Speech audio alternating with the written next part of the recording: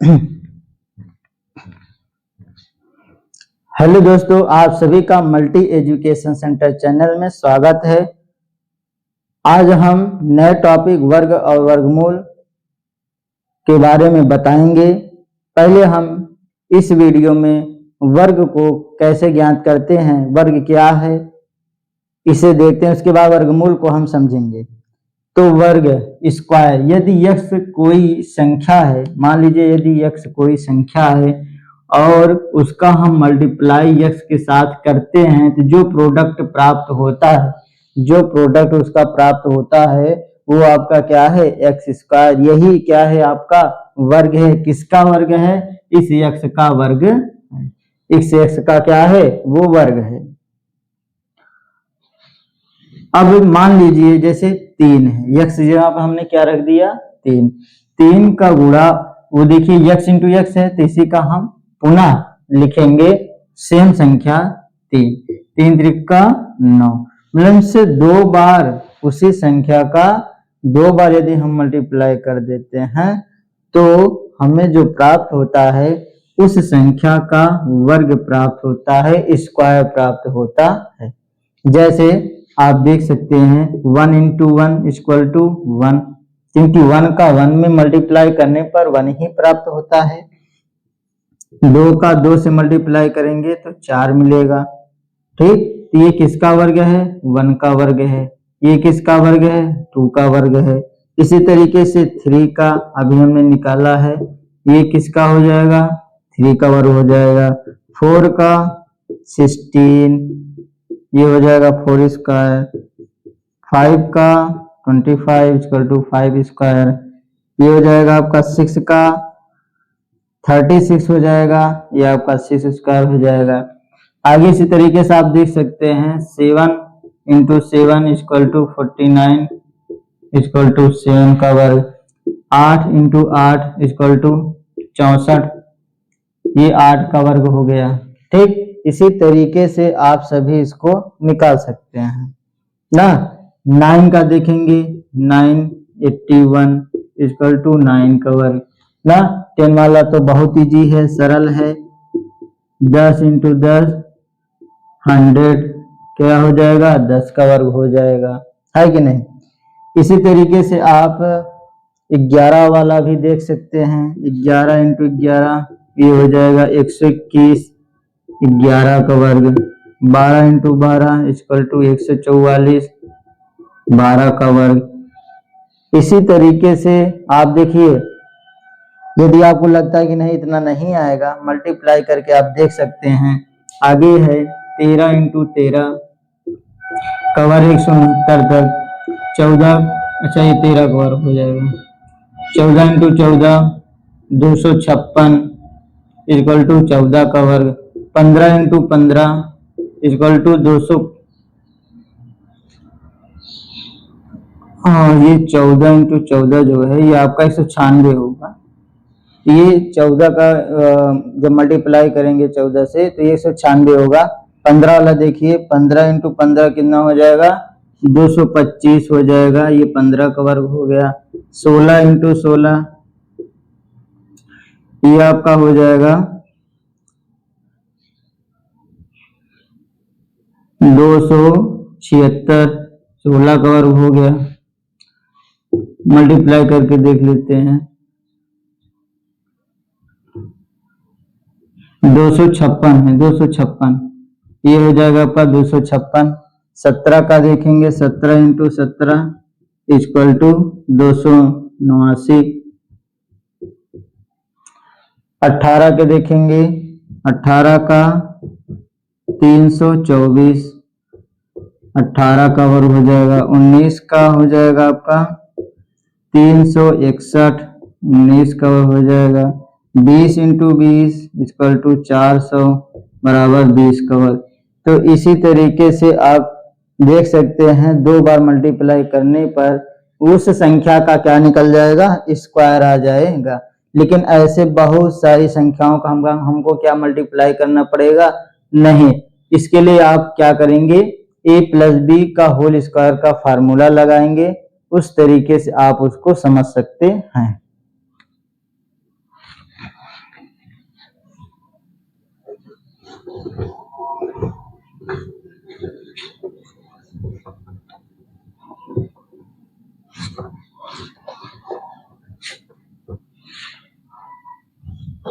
जैसे मान लीजिए हमें 18 का स्क्वायर पता करना है, ठीक है, तो इसका स्क्वायर कितना होगा ये पता करने के लिए हम फार्मूला लगाएंगे a प्लस बी का होल स्क्वायर बराबर a square plus B square plus 2ab का, ठीक, ये फार्मूला लगाएंगे।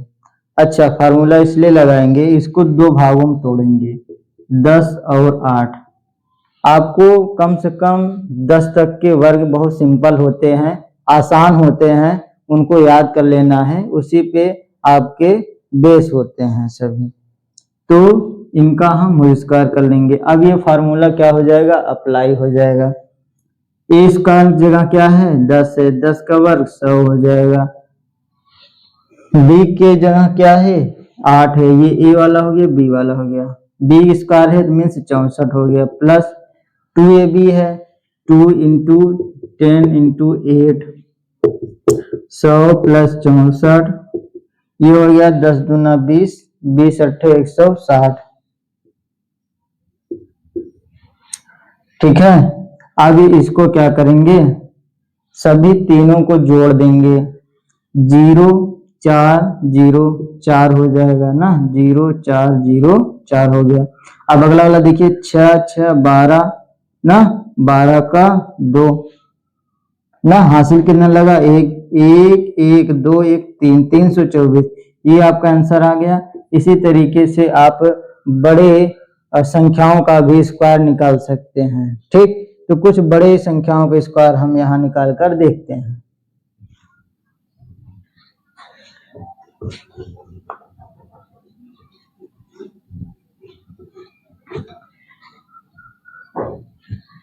जैसे मान लीजिए यहाँ हमारे पास 108 है, 108 का वर्ग करना है, इसको हम किस भाग में तोड़ेंगे, 100 और 8, दो भागों में इनको हमने तोड़ दिया, ठीक। अच्छा, जरूरी नहीं है कि आप a प्लस बी का होल स्क्वायर लगाकर ही आप ला पाए, जहां तक संभव हो सकता है इसी से आता है, यदि नहीं है तो ये माइनस बी स्क्वायर का भी आप यूज कर सकते हैं, ठीक। मान लीजिए जैसे आपके पास है 98 ना, तो अब इसमें क्या करेंगे, 100 में से 2 घटाएंगे, है कि नहीं, चलिए उसको भी देखते हैं अभी। तो 100 प्लस 8 स्क्वायर हो जाएगा, 100 का वर्ग कितना हो जाएगा, इसी 2 जीरो को डबल कर दीजिए, 4 हो जाएंगे, अर्थात 10,000 हो जाएगा, प्लस 8 × 64 प्लस 2ab का मतलब क्या है, पहले इन दोनों का मल्टीप्लाई कर दीजिए ना, 100 अट्ठे 800, अब क्या है इन दोनों का मल्टीप्लाई हो गया है, अब हम 2 से मल्टीप्लाई कर दें, 8 दूना 1600, ठीक है। अब इन तीनों को हम क्या करेंगे, ऐड कर लेंगे, 4 0 4 ही हो जाएगा, अब 0 6 ना, अब यहाँ भी 0 ही है, तो ये क्या हो जाएगा 6 हो जाएगा। इसके बाद क्या है 6 है ना, 6 का यहाँ तो कोई है नहीं, डायरेक्ट यहाँ आएंगे तो 6 0 क्या हो जाएंगे 6 ही होंगे, ठीक। अब यहाँ 1 है तो यहाँ 1 लिखेंगे, यहाँ 1 है तो यहाँ 1 लिखेंगे, 11,664 आपका क्या हो जाएगा, ये इसका स्क्वायर आएगा, ठीक। तो इस तरीके से आप बड़ी संख्याओं का भी वर्ग निकाल सकते हैं। अब एक माइनस वाला भी देख लेते हैं।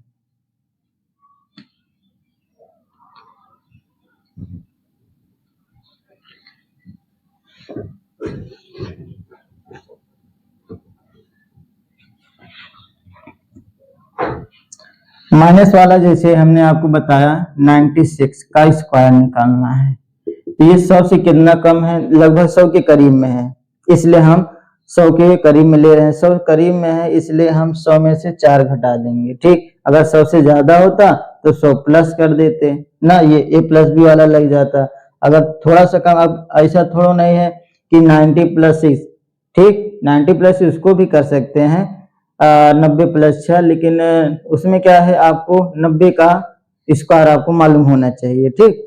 तो यदि मालूम है तो ऐसे भी कर सकते हैं, तो आसान पड़ेगा, 100 में से आप इस 4 को घटा दीजिए, ठीक है। ये 100 का स्क्वायर करेंगे प्लस 4 का स्क्वायर करेंगे -2 इंटू 100 इंटू 4 ना, यही है। अब इसी को हम सॉल्व कर लेंगे। 100 कवर करेंगे तो कितना आ जाएगा 10,000, 4 चौक 16 माइनस 100 दूना 200 ना, 200 चौके कितना हो जाएगा 800, ठीक 800। अब ये 10,000 है, ये 800 है और ये 16 है, तो पहले हम जोड़ लेते हैं, इन दोनों को क्या कर लेते हैं, ऐड कर लेते हैं। ये हो जाएगा आपका 10,000 16। अब इसमें से 800 घटाना है, तो 6 में से 0 गया 6 ही बचेगा, 1 में से 0 तो 1 ही बचेगा, ठीक। अब 10 में से 8 गया तो 2, यहाँ बचा 9, आपका 9,216 ये आपका क्या हो जाएगा, आंसर आ जाएगा। यही क्या है आपका 96 का स्क्वायर होगा, ठीक। इसी तरीके से इस फार्मूले को हम उपयोग में लाते हैं। ट्रिक तो बहुत होते हैं, लेकिन जब आपको स्क्वायर निकालना पड़ता है तो उस समय ट्रिक भूल जाते हैं आप सभी। ये क्या है आपका, ये आप 5 में 6 में 7 में 8 में फार्मूला आपने पढ़ा है और आगे भी इस फार्मूले का उपयोग आपको मिलेगा, इसलिए ऐसे फार्मूलों का उपयोग करिए जहां जो एग्जाम में काम आए।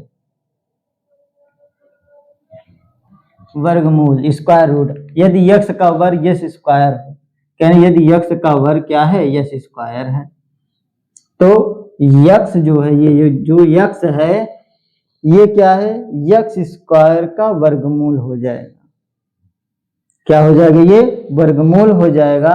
इसे अंडर रूट एक्स ना, करड़ी एक्स या फिर यक्ष पावर 1/2 यक्ष की घात 1/2 से व्यक्त करते हैं। यदि ये लिख दिया जाए तो भी उसे क्या कहेंगे, वर्गमूल है। यदि करड़ी एक्स या फिर अंडर रूट एक्स लिख दिया जाए तो भी क्या है, वो आपका वर्गमूल ही कहलाएगा। जैसे आइए देखते हैं, समझते हैं। 3 इंटू 3 हमने बताया था 9 होगा ना, 3 का वर्ग 9 है। अब ये जो हमने दो संख्याओं का मल्टीप्लाई किया सेम तो उसका वर्ग हमें 9 मिला, 9 मिला, ठीक। तो उसी में से एक संख्या को हम ले लेंगे, ठीक है। यही क्या हो गया, इनका ये 9 का वर्गमूल हो गया। वर्ग का मूल, मूल मीन्स क्या होता है, जड़, मुखिया, मेन कहाँ से वो चला है ना। जैसे कोई झगड़े का जड़ होता है तो कहाँ से उठा ना, जैसे आग लग जाती है चिंगारी से कुछ भी, तो उसका मूल क्या है, बेस आधार क्या है, तो आधार क्या है, 3 है इनका, ठीक। यही क्या है, इनका स्क्वायर रूट हो गया। जैसे 16 का वर्गमूल यदि हम निकालेंगे तो क्या होगा, जैसे 4 इंटू 4, इनको हम मल्टीप्लाई करके 16 लाया था, ठीक। तो ये 4 ही क्या होंगे, इनके स्क्वायर रूट होंगे। 25 जैसे लाए थे हम तो 5 इंटू 5 मल्टीप्लाई करके लाया था, तो 25 का क्या हो जाएगा मल्टीप्लाई, 25 का वर्गमूल क्या हो जाएगा, 5 हो जाएगा, ठीक। 36 कैसे क्या हो जाएगा, 6 इंटू 6 ना, इसी में से तो हम गुणा किए हैं, इसको सेम करके, तो यही क्या हो जाएगा आपका मूल हो जाएगा, बेस हो जाएगा, अर्थात इसी को वर्ग का ही मूल है। ये जो वर्ग बना है किस मूल से बना है, इसलिए इसको वर्गमूल कहते हैं, ठीक। अगला देखिए 49 जो है आपका 7 इंटू 7 से है ना, ये आपका 7 इसका हो जाएगा वर्गमूल ना। 64 देखिए आपका 8 इंटू 8 से है, तो 64 किसका है, 64 का वर्गमूल कितना हो जाएगा, 8 हो जाएगा। इसी तरीके से सभी का जो सेम वाला है उसमें से एक निकाल लीजिए, ठीक। जो दो संख्या है उसी में से एक संख्या को निकाल लेंगे तो वो आपका वर्गमूल मिल जाएगा। अब ये तो हो गया मल्टीप्लाई में कैसे है समझा दिए हैं, लेकिन वर्गमूल ज्ञात करने की कुछ विधियां हैं, उनको हम समझते हैं। वर्गमूल ज्ञात करने की विधियों के बारे में देखेंगे। Methods to finding square root, इसमें दो विधियां हैं, एक गुणनखंड विधि है, एक गुणनखंड विधि है, दूसरा भाग विधि है। एक है फैक्टर मेथड, दूसरा है डिवीजन मेथड।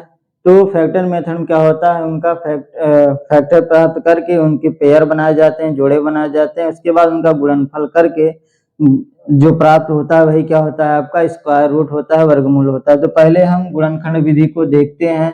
जैसे मान लीजिए इसमें संख्या है 4096 ना, इसका स्क्वायर रूट हमें प्राप्त करना है, तो इनका फैक्टराइजेशन करेंगे, गुणनखंड करेंगे, तो 2 से पहले डिवाइड करेंगे। 2 एक प्राइम नंबर या भाज्य संख्या है, तो 2 दूना 4, 0 2 चौक 8, यहाँ एक बचा रिमाइंडर, ये एक आगे बढ़ जाएगा तो क्या हो जाएगा 16 हो जाएगा। तो 2 8 16, 2 एक 2, 0 2 दूना 4, 2 चौका 8 ना। फिर आगे क्या होगा 2 पंजे 10, 2 2, 2 दूना 4, 2 2 जा 4, यहाँ बच्चा 1, आपका 11 हो गया। 2 5 जा 10, यहाँ एक शेषफल बचा, ये हो जाएगा आपका 12, 2 6 जा 12 हो जाएगा।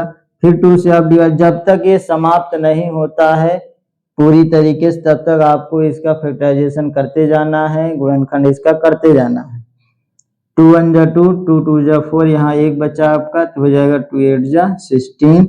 2 से फिर हम करेंगे 2 6 12, 2 चौका 8, फिर 2 से करेंगे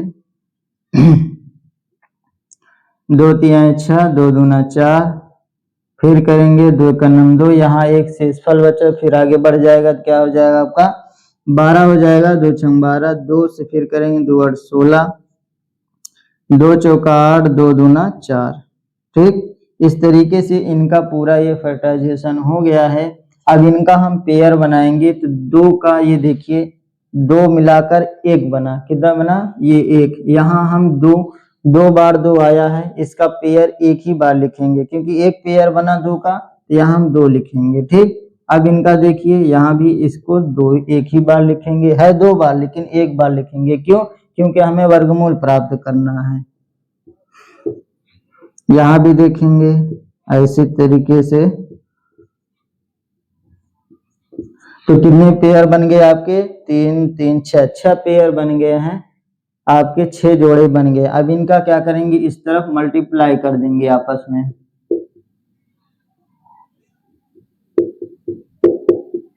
ये आपके 6 संख्या हो गई है। अब इनका हम गुणा करके देखेंगे कि क्या आता है, जो आएगा वही इनका क्या होगा वर्गमूल होगा। तो 2 दूना 4, 4 दूना 8, दूना 16, 16 दूना 32, 32 दूना 64, ये होगा आपका इनका 64 हो गया। ये 64 ही आपका क्या हो जाएगा, ये वर्गमूल हो जाएगा।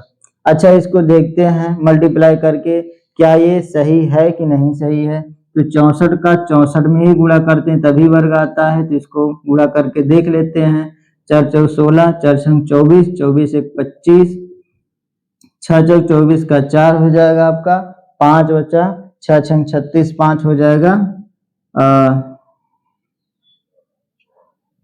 6 4 24, 4 हंसी लगा 2 ही जाएगा ना, 6 6 36 2 38 ना, 38 हो जाएगा आपका। 6 5 4 9, 8 2 10, 3 1 4, तो 4096 आपके क्या आ रहे हैं मल्टीप्लाई करने पर आ रहे हैं। जिसका मतलब है कि जो हमने गुणनखंड विधि आपको बताया है इस तरीके से आप इसको निकाल सकते हैं, एकदम करेक्ट है, एकदम सही है। ठीक, अब अगली विधि के बारे में हम समझेंगे। अच्छा, इसके लिए हम और आपको संख्याएं दे रहे हैं जिससे आप सभी इसको पता कर सकते हैं कि कैसे इसको। दूसरा है जैसे मान लीजिए 324 है, तीसरा है 361, जितना भी हमने दिया उस सभी का आप निकाल कर देखिएगा क्या आ रहा है कि नहीं आ रहा। चौथा है आपका जैसे 225 हो गया, पांचवा है आपका जैसे 144 हो गया। इन सभी चारों को आप सभी करके कमेंट में जरूर बताइएगा कि आ रहा है कि नहीं आ रहा है। अब अगला हम देखते हैं भाग विधि को, समझते हैं कि भाग विधि द्वारा कैसे वर्गमूल प्राप्त किया जा सकता है। अगला विधि है भाग विधि। तो भाग विधि में क्या है, सबसे पहले नियम को समझते हैं कि भाग विधि में जो संख्या होती है उसको इकाई अंक से पेयर बनाते हैं, जोड़े बनाते हैं। अर्थात पहले हम वहां जोड़े बनाते थे गुणनखंड करने के बाद, हल करने के बाद, लेकिन यहाँ जो आपको पेयर बनाने, जोड़े बनाने हैं उस संख्या में पहले से ही बना देना है। ठीक, उसके बाद आप उसको हल करेंगे, जो भागफल आएगा वही आपका क्या हो जाएगा, वही आपका वर्गमूल हो जाएगा। जैसे एक संख्या है आपका 47089, जैसे एक संख्या है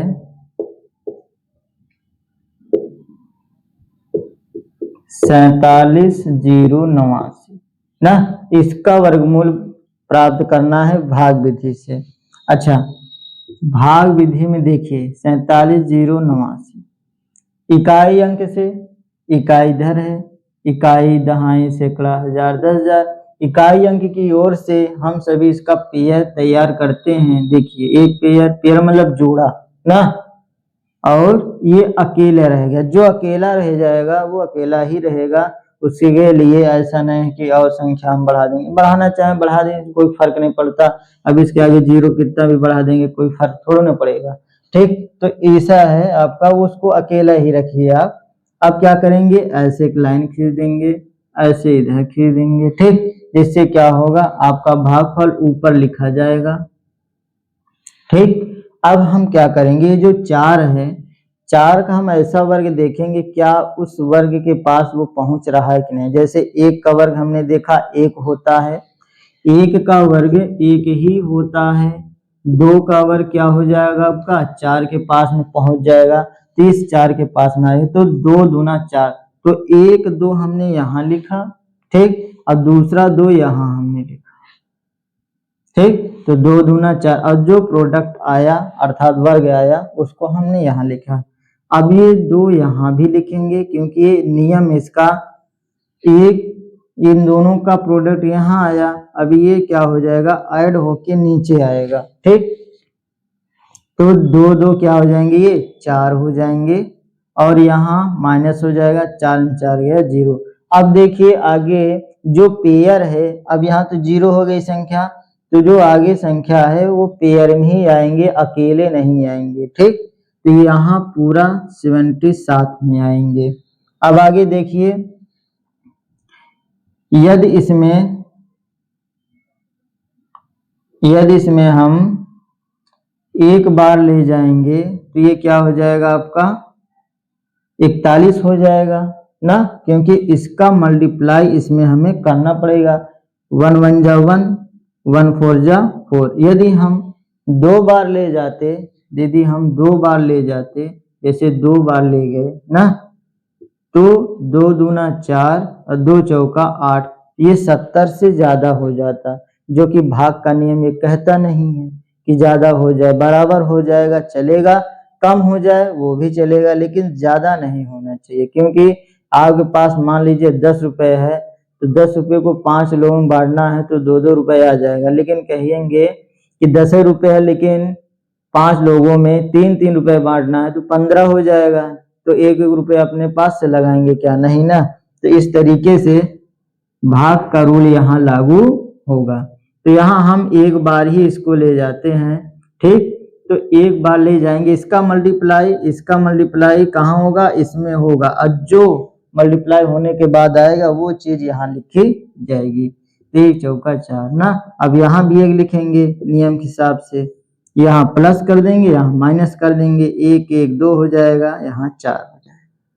ठीक है, अब 10 में से 1 गया 9, 6 में से 4 गया 2, 29 हुआ। अब ये 42 से छोटा है, 42 से छोटा है। ठीक, अब छोटा है इसलिए हमें अगले पेयर को क्या करना होगा, लिखना होगा। तो 89 को हम यहाँ लिख लेते हैं। ठीक है, कितना लिख लेंगे, 89 को यहाँ हम लिख लेंगे। अब यहाँ 42 है, यदि हम इसको 0 बार भी ले जाते हैं तो 420 हो जाएगा ना, लेकिन है कितना 2989। तो यदि हम इसको 5 बार ले जाएंगे, एक तरीके से 400 है ना, 5 बार ले जाएंगे तो 4 पंजे 20, 2000 हो जाएगा। 6 बार ले जाएंगे तो 4 छंग 24 ना, 2400। 7 बार ले जाएंगे तो 4 सते 28 ना, तो ये 7 बार लगभग जाएगा, क्योंकि 2800 अर्थात 2900 के करीब में, 2900 के करीब में पहुंच जा रहा है। ठीक, तो 7 बार इसको हम ले जाते हैं, 7 टर्म इसको हम पढ़ेंगे, तो 7 का मल्टीप्लाई अब इसमें करेंगे इस वाले में, तो 7 7 जा कितना हो जाएगा 49, कैरी 4 ना, यहाँ लिखने की कोई जरूरत नहीं, लिखना चाहे लिख सकते हैं, अभी दिखाएंगे लिखकर। 7 7 जा 49 का 9 हो जाएगा, ना, हासिल 4 हो जाएगा। 7 दूना 14, 4 18, हासिल 1, और 7 चौक 28, 1 29। अब यहाँ माइनस करेंगे, यहाँ वही 7 प्लस कर देंगे। 7 7 14, 2 1 3, 434 यहाँ आ जाएगा। अब यहाँ 9 में से 9 जाएगा आपका 0, 8 9 0 0 0। यहाँ आपका पूरी तरीके से समाप्त हो गया। इस तरीके से जो हमें भागफल 217 प्राप्त हुआ, यही इसका स्क्वायर रूट है, वर्गमूल है। तो इसी तरीके से आप और भी संख्याओं को क्या कर सकते हैं, जांच सकते हैं भाग विधि द्वारा। गुणनखंड विधि द्वारा कभी कभी मामला फंस जाता है कि कोई चीजें ऐसी संख्या आ जाती है, कोई संख्या ऐसी आ जाती है जो हमें मालूम नहीं चलता कि ये किस संख्या का वर्ग हो सकता है या किससे ये कटेगा, लेकिन यहाँ आपको क्या हो सकता है, उससे आसान हो सकता है। इसलिए अधिकतर लोग भाग विधि का ही उपयोग करते हैं। अभी तक हमने आपको वर्ग वर्गमूल ज्ञात करने की विधियों के बारे में बताया। अब हम कुछ उसके इंपॉर्टेंट अर्थात महत्वपूर्ण बिंदुओं को बारे में बताते हैं। वर्गमूल और वर्गमूल से संबंधित कुछ महत्वपूर्ण बिंदु को बारे में बताएंगे। जैसे कुछ बिंदु हैं, 4-5 हैं, उनको समझ लेते हैं। ठीक, जो आपको बहुत ही मान लीजिए कि प्रश्न को हल करने में सहायक होंगे। जैसे सम संख्या का वर्ग सदैव सम संख्या ही होती है। कहें यदि कोई सम संख्या है तो उसका जो वर्ग होगा वो सदैव सम संख्या ही होगी। जैसे मान लीजिए 2 है ना, जैसे 2 है तो 2 का वर्ग क्या होगा, 4। 2 भी एक सम संख्या है, 4 भी एक सम संख्या है। जैसे मान लीजिए आपका 12 ना, 12 का वर्ग जो होगा आपका वो 144, ये भी क्या है आपका सम संख्या है। ठीक, सम संख्या याद करने के लिए, जानने के लिए आपको पता है ना कि लास्ट में 2 4 6 8, ठीक, ये 0 आने चाहिए, वो सभी सम संख्याएं होती हैं। अच्छा, और भी ऐसे हैं जिनको आप देख सकते हैं, जैसे 18, ये भी एक सम संख्या है जिसका वर्ग 324 होगा, एक सम संख्या है। इसी तरीके से यदि कोई विषम संख्या है तो उसका वर्ग सदैव क्या होगा, विषम संख्या ही होगी। जैसे आप देख सकते हैं 3 का वर्ग क्या है आपका 9 है। 3 भी आपका एक विषम संख्या है और 9 भी एक आपका विषम संख्या है। जैसे 5 है, 5 का वर्ग आपका 25 आया, ये 25 भी आपका क्या है, एक विषम संख्या है। जैसे आपका 7 है, 7 का वर्ग करेंगे तो 49 49 आया, ये भी क्या आपका विषम संख्या है। ठीक, ऐसा नहीं कि कोई विषम संख्या उसका वर्ग सम संख्या है। तो ऐसे भी क्वेश्चन आपके डायरेक्ट पूछे जा सकते हैं कि मान लीजिए कि कोई विषम संख्या है, क्या इसका वर्ग सम संख्या हो सकता है या नहीं, स्टेटमेंट के रूप में। आगे देखते हैं, पूर्ण वर्ग संख्या के अंत में शून्यों की संख्या समान होती है अर्थात सम होती है। मान लीजिए कोई संख्या है 0 के फॉर्म में है तो उसमें जो भी 0 होगा वो सम में होगा, विषम में नहीं है। सम में मतलब होगा कि डबल में होगा। ठीक, यदि किसी संख्या का वर्ग है जो पूर्ण वर्ग है, यदि पूर्ण वर्ग है तो जैसे 100 क्या है आपका पूर्ण वर्ग है तो इसमें देखेंगे डबल 0 है ना, ये किसका है आपका, ये 10 का वर्ग का है 100। मान लीजिए आपका पास है ये 1000 ना, इसमें 3 ही है 0, तो क्या ये पूर्ण वर्ग है, नहीं है। अब इसमें एक 0 और लग जाएगा, अब ये पूर्ण वर्ग हो गया। क्यों, क्योंकि दोनों ही सम में आ गए, दोनों ही सम में आ गए, दोनों का पेयर बन रहा है, जोड़ा बन रहा है। ये किसका होगा, ये आपका होगा 100 का वर्ग। ठीक, ये हुए 3 नियम आपके। कुछ और नियम है उनको देखते हैं।